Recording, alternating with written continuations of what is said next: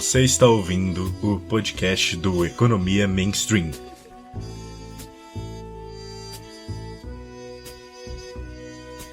Olá, Homo econômicos, caso você seja uma pessoa que falta alguns parafusos e decide estudar economia, ou então olá, Homo sapiens, caso você seja uma pessoa com sanidade. Eu sou o João Pedro Freitas, graduando em Economia pela USP, e você está ouvindo mais um podcast do Economia Mainstream, um projeto de divulgação científica numa internet lotada de baboseiras econômicas. Bom, hoje, para entrevistar o professor e pesquisador Naécio Menezes, formado pela USP e doutor pela Universidade de Londres, eu tenho comigo Lucas Fávaro, já de casa e também mestrando em Economia pela USP. Olá a todos. E também estamos aqui com José Arteta, mestrando em Economia pela EPGE da FGV. Bom, Naécio, eu queria começar esse podcast com a seguinte pergunta. Diferente do que pensa o grande público, economia não é só macro. Não é só inflação, não é só desemprego, não é só taxa de juros. Então, nesse sentido, alguns economistas estudam temas como educação, emprego, enfim. Então, eu queria te perguntar, como os economistas estudam a educação? Em que ela difere, a análise econômica difere da pedagogia ou da sociologia? Quais contribuições os economistas possuem para a educação? Bom, em primeiro lugar, é um prazer participar do podcast. Muito legal a iniciativa de vocês. É bom ter pessoas jovens tocando esses podcasts para esclarecer os jovens a respeito de temas econômicos e sociais. Obrigado pelo convite.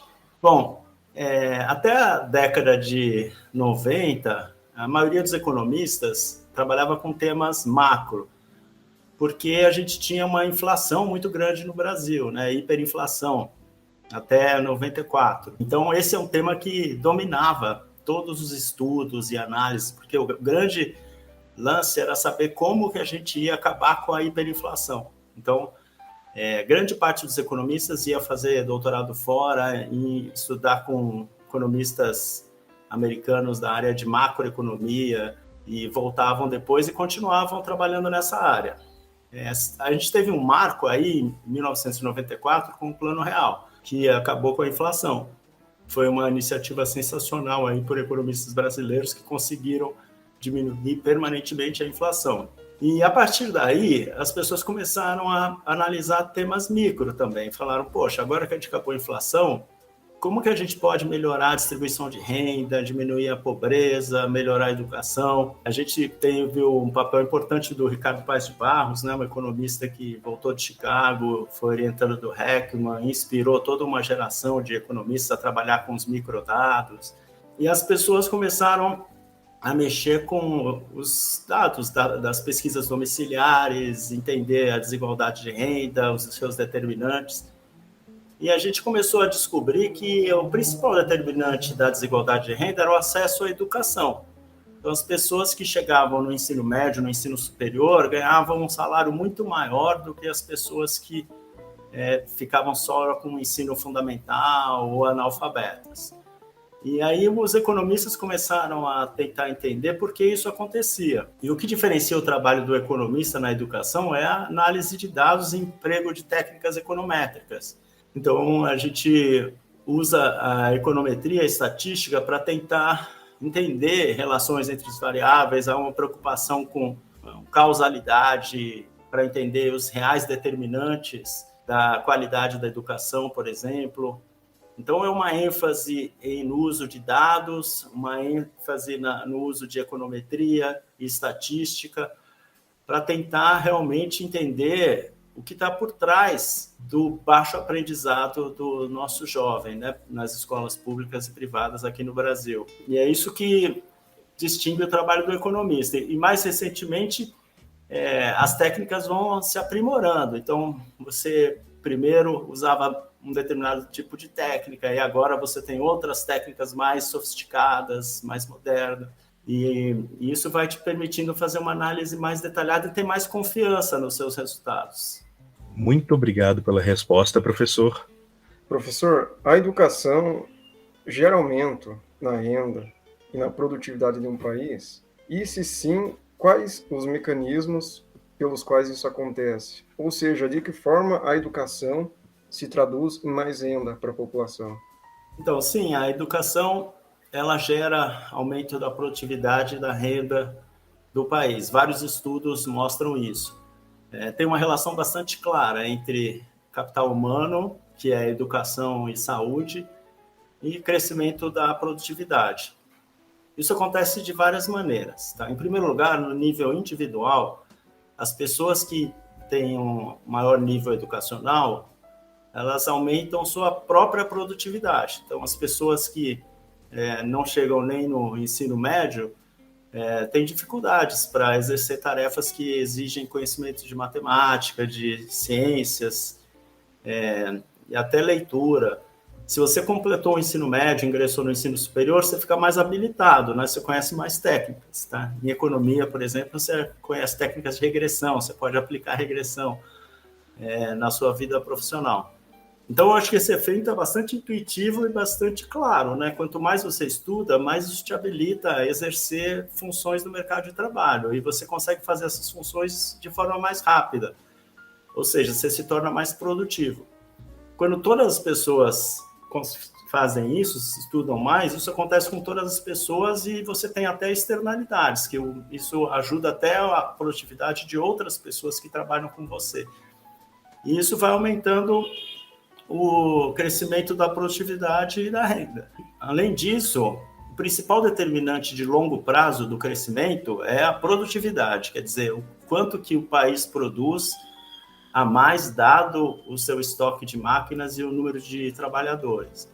Para aumentar a produtividade, você precisa produzir de um jeito diferente, você precisa inovar, inovações tecnológicas.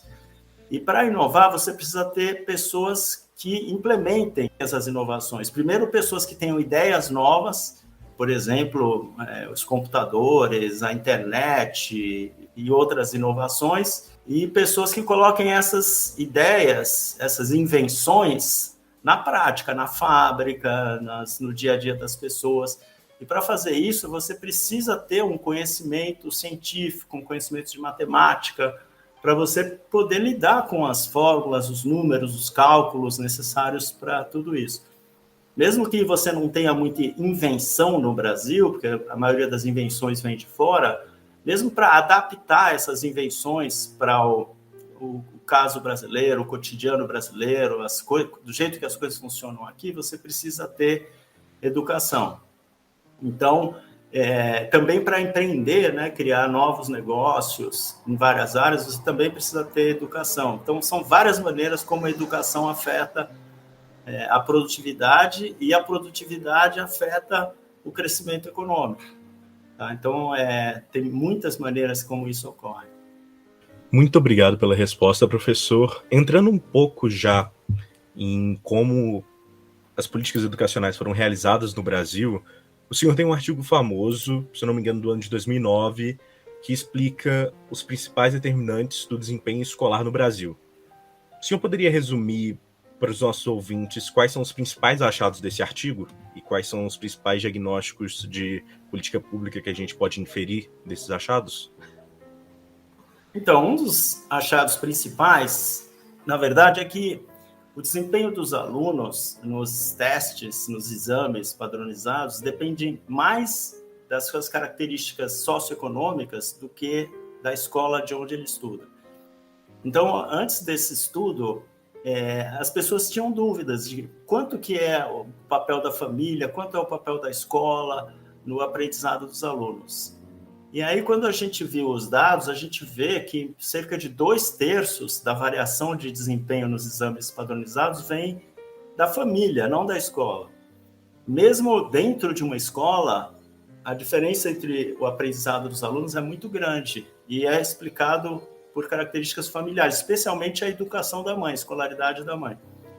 Então, acho que a influência desse artigo vem daí, que traz uma mensagem assim, um pouco negativa, na verdade, porque significa que, por mais que você melhore a gestão escolar e fizesse as coisas certas, os resultados não são imediatos, porque as pessoas que nasceram em famílias pobres, elas têm pouco investimento na primeira infância, elas têm pouco estímulos, elas têm pouco desenvolvimento das suas habilidades cognitivas e socioemocionais. elas acabam estudando muitas vezes com outras crianças que não tiveram oportunidades. Então, muitas vezes isso não vai dar resultado imediato se você investir na gestão. Os resultados podem demorar para aparecer. Não é que eles não existem, os resultados de melhoras da gestão, mas é porque eles têm um efeito limitado no curto prazo, porque a criança já vem com uma bagagem socioeconômica muito importante para o seu aprendizado. Então, isso também é bastante intuitivo, né? A criança nasce com a mãe, passa 6 anos full time em casa, com a família, aí entra na escola. Assim, isso vai acumulando uma série de características da criança e que não dá para a escola mudar facilmente. Tá? Então, esse foi um dos primeiros achados, que eu acho que dá origem à ideia de igualdade de oportunidades. Então, quando as crianças já têm muitas diferenças desde os primeiros anos de vida, em termos de renda familiar, de pobreza, de acesso ao conhecimento, isso pode trazer problemas depois. E aí tem um efeito que também é positivo, que é, dentre várias características das escolas, quais que têm o maior impacto no aprendizado, mesmo que o impacto seja menor que o das famílias. E o que a gente descobre é que o número de horas-aulas que a criança tem é a variável que tem mais impacto. Então, por exemplo, se você ficar em dúvida, você deve reduzir o tamanho da sala, ter mais salas e professores, ou ter o mesmo número de salas e mais horas de aula. Esse estudo mostra que é melhor ter mais horas-aula, que tem mais impacto sobre o aprendizado, o número de horas de aula de matemática e língua portuguesa, do que o número de alunos numa sala de aula. Isso não faz tanta diferença, não precisa reduzir muito o tamanho da sala. O importante é que a criança tenha aulas. E aqui no Brasil, você tem um número muito limitado de horas-aula. Então, por exemplo, na Inglaterra, onde eu fiz doutorado, a criança entra às 8 e sai às 4. Todas. E aqui no Brasil, elas entram 7h30, saem às 11, aí algumas entram no período da tarde, né, que é um turno também pequeno, e à noite é menor ainda, né, que principalmente no ensino médio, tem poucas horas-aula. Então, uma parte significativa do baixo aprendizado das crianças e jovens é porque elas têm poucas aulas de matemática, de português e ciência. Um dos principais argumentos usados contra as cotas é que elas diminuem a qualidade da educação nas instituições que as adotam. Pelo que o senhor estuda e pesquisa, essa crítica possui fundamento? E quais são, na sua visão, os principais prós e contras das cotas, sejam elas raciais ou sociais? Vários estudos já mostram que as cotas não diminuem a qualidade da educação. Isso acontece porque os alunos cotistas, eles têm um bom desempenho nos exames vestibulares, no Enem, apenas não o suficiente para ingressar, porque senão nem precisaria de cotas. Mas acontece que essas pessoas, esses jovens, elas passam por tantas adversidades ao longo da vida, por terem nascido em famílias mais pobres, vulneráveis, que quando elas chegam lá e têm uma nota quase tão boa como os não cotistas, na verdade elas têm habilidades socioemocionais que vão fazer com que elas tenham um desempenho até melhor, muitas vezes, no ensino superior do que os não cotistas. Porque se eu comparo duas pessoas, uma que nasceu numa família rica, teve todas as oportunidades, e estudou em escolas privadas boas e tirou uma nota, 400. E aí você tem uma pessoa pobre que teve que pegar ônibus, estudou em escola pública, que teve que fazer quase tudo sozinha e tirou 380. Na verdade, se o vestibular levasse em conta não só o exame propriamente dito, mas todas essas outras habilidades, persistência, resiliência, determinação, essa pessoa que tirou uma nota boa, mas enfrentou todos os problemas, acabaria sendo selecionada, porque é bom para o curso ter pessoas assim. Esse fator é importante para que as pessoas consigam passar nas provas e fazer trabalhos e atrás. Essa pessoa já passou por muita coisa na vida, então nada vai detê-la no seu empenho para concluir o curso e fazer e tirar boas notas e tudo. Então, quando você pensa bem, na verdade, as cotas servem para compensar as pessoas que tiveram que se esforçar mais ao longo da vida para conseguir uma nota. Então, na verdade, é como se fosse um merecimento, é uma forma de fazer com que o vestibular leve em conta não só a prova, que, na verdade, às vezes você faz um ano de cursinho e decora todas as fórmulas e tudo e consegue entrar, e mais as habilidades socioemocionais que são tão importantes. Então, as cotas têm vários aspectos positivos, aumenta a diversidade, as pessoas negras que entram na faculdade servem de exemplo, de referência para outros jovens que achavam que isso nunca ia acontecer com eles. Você tem mais diversidade na sala de aula, os alunos, na verdade, são mais esforçados do que os não cotistas, são mais empenhados, porque, novamente, tiveram que lutar bastante para chegar lá. Na profissão futura, vai ter médicos, advogados, enfermeiras negros, que é uma coisa que tem muito pouco no Brasil e que, novamente, faz as crianças negras pensarem que elas estão em outra caixinha, que nunca vai chegar a hora delas. E eu não vejo muitos problemas, não, nas cotas. Eu acho que são mais coisas positivas. O único senão que eu botaria é a questão de fraudes, né? Então, você tem que ficar ligado, porque como é uma coisa autodeterminada, não dá para provar, tem muitas evidências que as pessoas mentem, né? Então, o Ministério Público precisa ficar de olho para evitar que as pessoas mintam com relação à sua raça e usem disso para entrar no ensino superior. Muito obrigado pela resposta, professor. E entrando já nisso que você mencionou de habilidades socioemocionais, a partir do início desse século, principalmente através de pesquisas feitas pelo economista James Heckman, a importância desse tipo de coisa, chamado de inteligência emocional, foi descoberta, especialmente a importância que ela possui sobre o desempenho das pessoas, tanto na vida pessoal quanto profissional.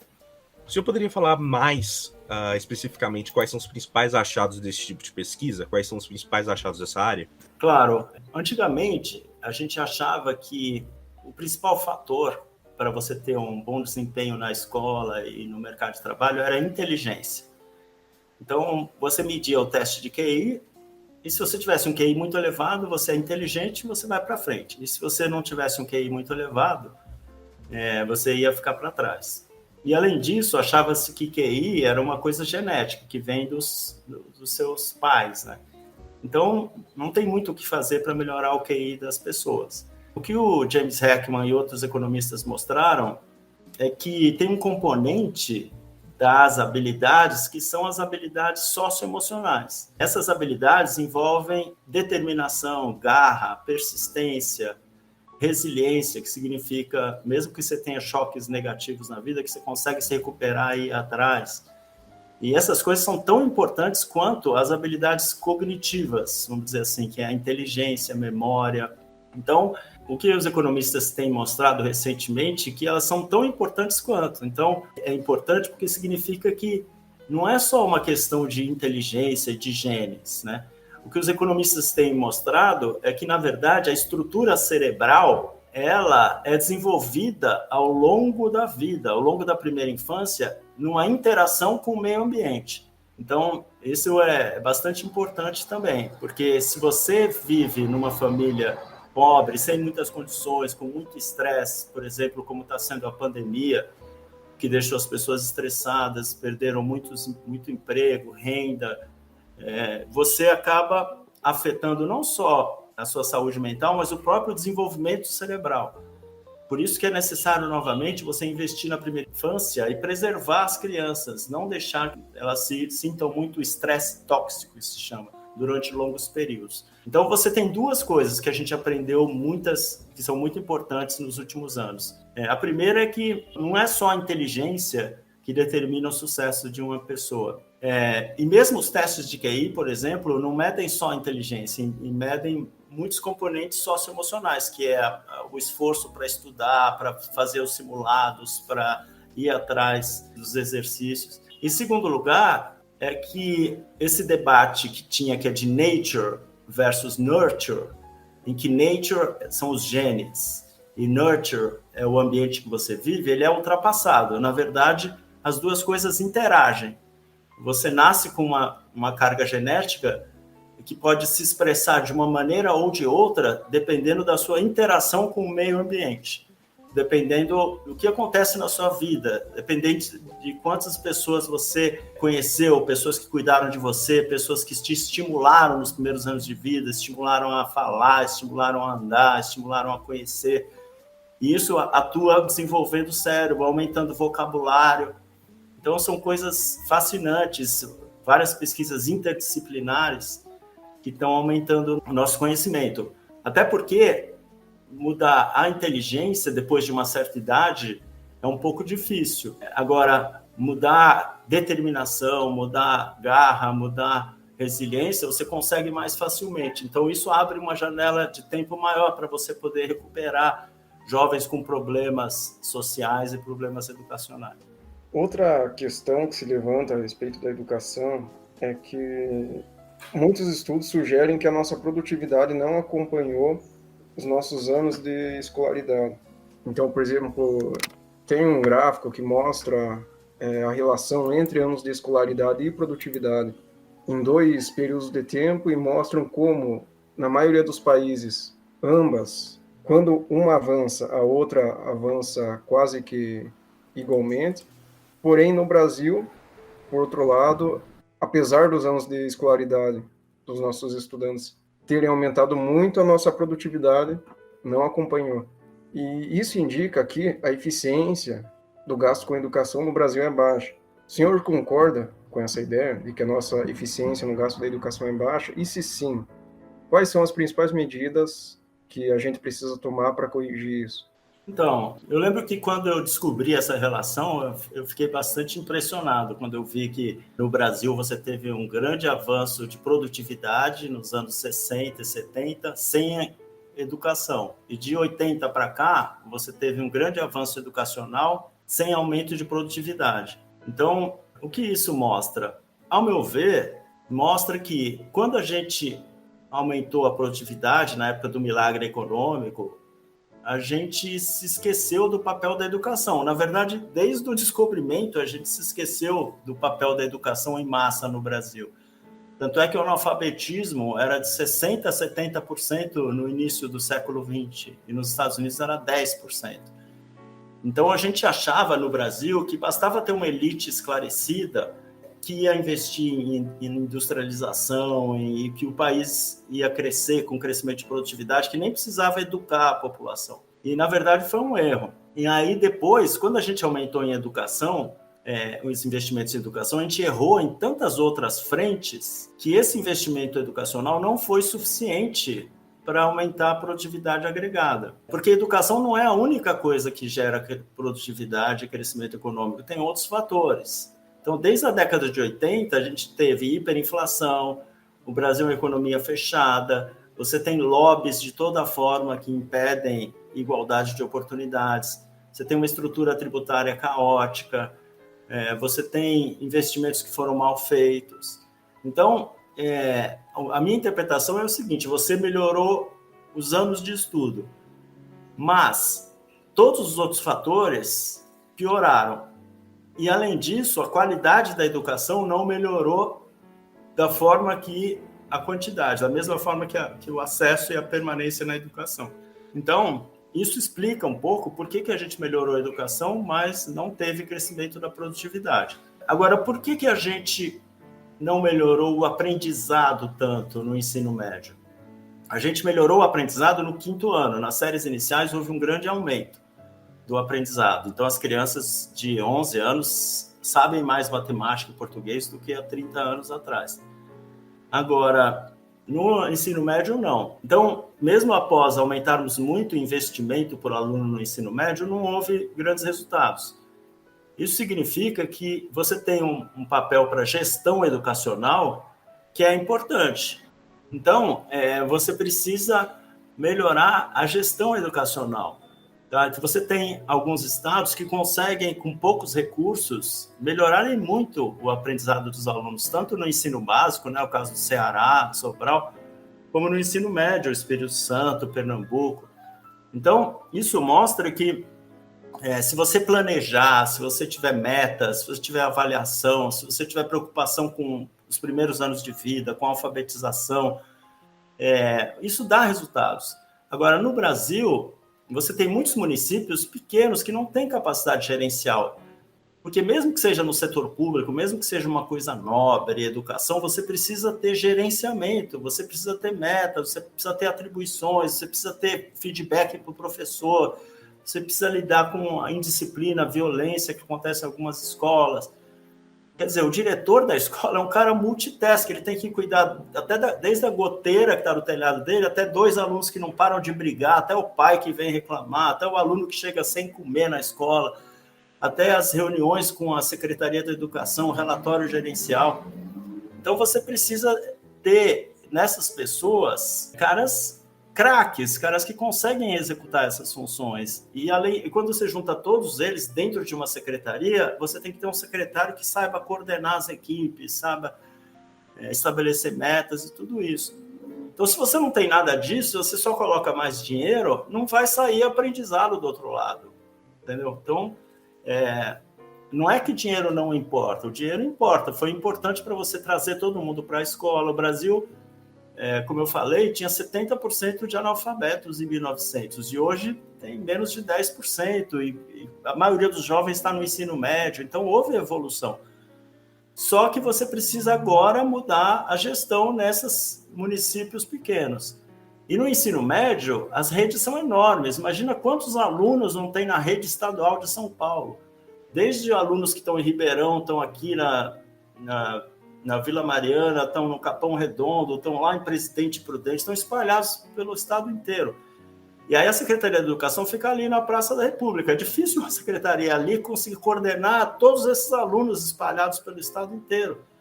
Então é preciso ter uma certa descentralização, é preciso ter os postos regionais com autonomia. Então, eu acho que precisa fazer muita coisa ainda para melhorar essa gestão.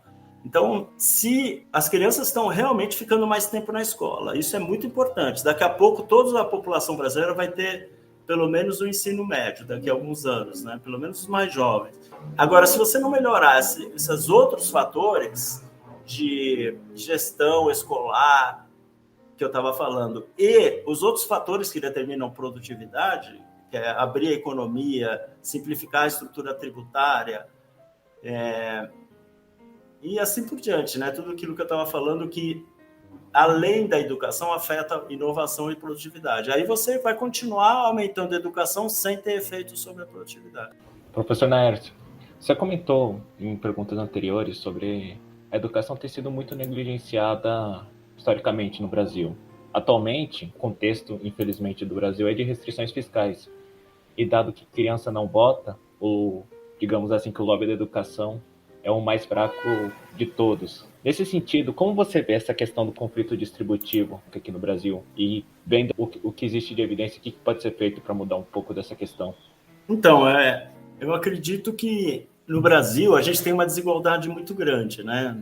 E essa desigualdade persiste há muito tempo. É muito difícil mudá-la. Então, você tem uma parcela pequena da população que se apropria de grande parte dos recursos e uma parcela grande que fica com muito pouco. Se você não mudar isso, você não vai conseguir crescer de forma sustentada, com o crescimento da produtividade, porque as pessoas acabam também se desestimulando. As pessoas que nascem em famílias pobres, elas acham, isso não é para mim, não adianta. Olha como meu pai trabalhou e ganha tão pouco, olha como meus amigos estão fazendo as decisões. Então, isso vai criando um desestímulo geral. E, com certeza, a parcela que é pequena e muito rica acaba influenciando nas decisões que são tomadas pelo país, né? Até na Câmara dos Deputados e no Senado. Isso dificulta mudanças na sociedade brasileira. Vários estudos mostram isso, o poder de lobby, o poder de convencimento, né, da elite, atrapalhando o progresso muitas vezes. Então, o que você precisa fazer é dar igualdade de oportunidades para as crianças, desde que elas nascem, né? Então, a maneira de diminuir a desigualdade de maneira estrutural, aumentando a mobilidade, é fazer com que todos tenham oportunidades iguais. Mas é muito fácil falar isso, virou um mantra, igualdade de oportunidades, mas sim, como você vai ter igualdade de oportunidades se uma pessoa nasce com um pai desempregado e outra nasce com um pai que ganha, sei lá, 1 milhão por mês? Então, é preciso investir fortemente no sistema público, no SUS, no que é o sistema de saúde único, né? Na atenção básica, desde a gravidez, você precisa ter creches de qualidade, você precisa ter escolas públicas de boa qualidade, tão boas quanto as privadas, que aí você consegue igualar oportunidades. Mesmo assim é muito difícil, né? Porque você tem todo o acesso a bens culturais, de viagens e artes e cinemas e tudo, que dificultam, né? Então a gente nunca vai conseguir essa igualdade de oportunidades, mas pelo menos a gente pode melhorar para fazer com que as pessoas que nascem em famílias pobres, tem pessoas muito inteligentes, muitas pessoas determinadas, pessoas só não tiveram oportunidades. E se você ainda é negro no Brasil, você ainda enfrenta racismo, enfrenta discriminação na escola, gozação dos amigos. Se você entra no mercado, as pessoas ficam te olhando. Então, além de todas as dificuldades de pobreza, de renda, ainda tem a discriminação se você é negro. Então, você acaba perdendo muitas dessas pessoas que poderiam contribuir com a produtividade, com a inovação, com o empreendedorismo, com várias coisas importantes para o país. É uma parcela muito grande da população que acaba não contribuindo com a produtividade. Então, a única maneira de você diminuir isso é você, primeiro, tratar todas as pessoas de forma igual e deixar que elas realizem seus sonhos. Não importa se elas são brancas, negras, homens, mulheres, se nascem em São Paulo, se nascem no Ceará, no interior do Piauí, no Amazonas. E, felizmente, o debate está melhorando nesse sentido. Se você for pensar, 10 anos atrás, ninguém falava da questão racial, da discriminação, era uma coisa meio velada, que todo mundo sabia que acontecia, mas ninguém falava. Agora, a pauta identitária está crescendo bastante, está todo mundo falando disso, está tendo espaço na mídia, nos jornais, os influenciadores, os coletivos estão crescendo de jovens, essa liberdade de fazer podcast, como vocês estão fazendo, de inovar, vai mexendo com a sociedade. Não dá mais para deixar isso quieto, isolado, escondido. Agora é hora da gente debater tudo isso. Então, eu acredito que isso vai melhorar as questões de distribuição no futuro.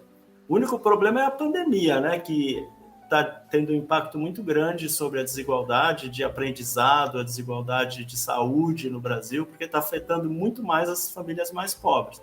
Então, a gente precisa ter políticas públicas que atenuem os efeitos da pandemia, porque senão essa geração que está crescendo na pandemia, nascendo, vai ser muito desigual. E aí vai reverter tudo isso que a gente fez nos últimos 30 anos. Então, é isso. Eu acho que você tem que ter a ideia de que para diminuir a desigualdade vai demorar uns 20 anos, você tem que começar agora e atuar nas crianças. Atuar fortemente nas crianças que nascem em famílias mais pobres. Investir bastante nelas, para que elas consigam crescer com esperança. E, ao mesmo tempo, o debate na sociedade está melhorando, as pessoas estão admitindo que existe racismo estrutural, e que a sociedade brasileira é extremamente desigual. Então, assim, dá para ser otimista. Assim. Acho que para a geração de vocês, quando vocês forem crescendo e atuando e falando e brigando pelos direitos dos mais pobres, dos negros, é capaz a gente ir mudando lentamente e temos uma sociedade melhor no futuro. Bom, professor, muito obrigado. E agora, para finalizar, você poderia deixar alguma sugestão de referência, livro, site, artigo, enfim, para os ouvintes que se interessaram pela área da economia e da educação e querem se aprofundar mais? Olha, o que eu sugiro é que as pessoas olhem no meu site, né? Eu tenho um site no Google Sites, Naércio Menezes Filho, que tem muitos artigos do Valor, que eu escrevo colunas mensais no Valor, e lá eu cito vários estudos. Tem muitos policy papers, tem um link para os policy papers que eu faço com a equipe lá da Cátedra Ruth Cardoso. Tem artigos que eu publico em revistas nacionais e internacionais. Então, pode ser um primeiro caminho. A partir de lá, escolhe um tema e entra na coluna do Valor ou entra no policy paper, pega as referências e vai seguindo adiante. Eu acho que esse é um dos caminhos, é o mais fácil, apesar de ser uma coisa meio autorreferência, mas é uma coisa mais fácil para as pessoas. Bom, então, muito obrigado, Naércio, por ter aceitado o nosso convite, por ter disponibilizado um pouquinho do seu tempo para a gente. E agora, nesse finalzinho de podcast, além da recomendação que você já deixou, se você quiser, enfim, dar algum recado para os nossos ouvintes, qualquer coisa, o espaço é seu. Legal, não, eu queria parabenizar vocês pela iniciativa e eu acho que é isso, a sociedade brasileira sempre foi muito fechada, o acesso à informação muito restrito, e agora que a gente está ampliando o acesso à informação, a tecnologia, os blogs, podcasts e as pessoas entendendo que elas não precisam ficar isoladas, né? Que elas podem se entender, formar grupos e lutar pelos seus direitos. E já temos coletivos sendo eleitos aí para vereadores e tem deputados ainda bons. Então, acho importante. Às vezes a gente que é mais velho olha para o Brasil e pensa não vai ter jeito para mudar esse país. A gente não vai conseguir, esse país está fadado para ter um crescimento zero e ser desigual. Mas depois a gente vê jovens aí que acreditam ainda no futuro, que acham que dá para fazer sim, dá para mudar, a gente fica mais animado. E aí é torcer para jovens que nem vocês conseguirem mudar o país para melhor aí nos próximos anos. Eu queria agradecer de novo o convite e mandar um abraço para todos os ouvintes. Né? Bom, novamente, muito obrigado, professor. E muito obrigado a também você, nosso caro ouvinte. Muito obrigado por acompanhar o podcast e por nos ouvir até aqui. E também acompanhe o Economia Mainstream nas redes sociais. Instagram, Facebook, Twitter, também o nosso site. O ano está acabando, mas tem muita coisa bacana vindo em 2022 esse projeto. É isso, e até o próximo episódio.